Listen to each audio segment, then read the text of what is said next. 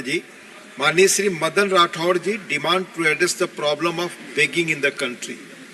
धन्यवाद उपसभापति महोदय। मैं आपके माध्यम से एक ऐसे विषय की ओर आकर्षित करना चाहूँगा जो दिखने में तो बहुत सामान्य लगता है लेकिन है बहुत गंभीर। हम में से अनेक माननीय सदस्यों ने यह महसूस किया होगा कि किसी भी शहर के चौराहे पर जब सिग्नल बंद होता है तो हम देखते हैं कि कई भिखारी आकर के और भीख मांगने लग जाते हैं।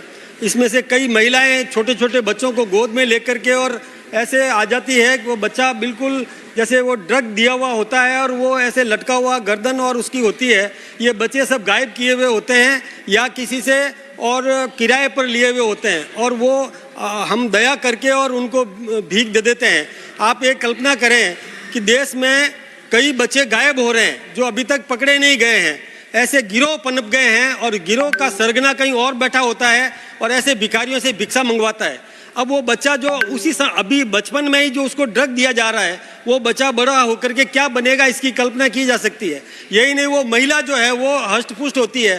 तो ऐसे महिलाओं को वैसे मैं ये निवेदन करना चाहूँगा कि एक छानबीन करनी चाहिए कि उसके गिरोह का जो सरगना है वो उन महिलाओं को भी यदि पर्याप्त पैसा नहीं, जितनी वो चाहते हैं उतना पैसा भीख मांग करके यदि जमा नहीं करवाते हैं तो उसकी पिटाई होती है, उसको खाना भी कम देते हैं और ये लगातार ये प्रक्रिया चलती जाती है। कई महिलाओं का भी अपहरण करके इस प्रकार का कृत्य करवाया जाता है। मैं एक निवेदन करना चाहूँगा कि इनकी छानबीन की जानी चाहिए और छानबीन करके ऐसे गिरोह को पकड़ा जाना चाहिए और उन महिलाओं को काम पर लगाया जाना चाहिए और उन बच्चों का बाल संरक्षण गृह में भेज करके और उनका और सामाजिक न्याय विभाग के माध्यम से उनका संरक्षण किया जाना चाहिए।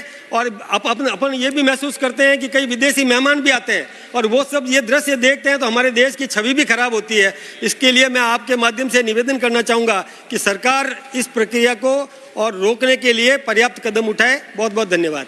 धन्यवाद माननीय राठौड़ जी।